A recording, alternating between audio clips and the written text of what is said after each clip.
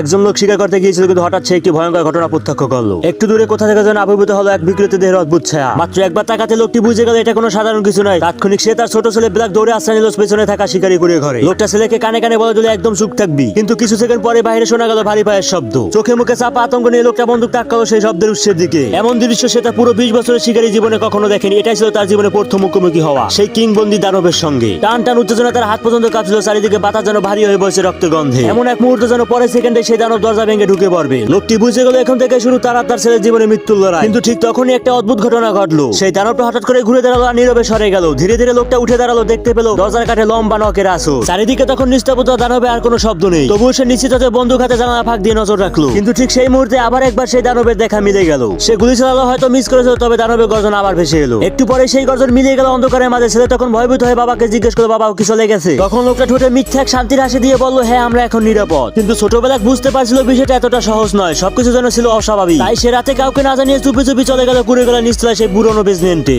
সেখানে এসে শুনে পেল তার বাবা একজনের সঙ্গে রেডিওতে কথা বলছে। আর তখনই বেলাকের মনে বললো বাবার চোখ যেন সেই দানবের চোখের মতোই লাগছিল।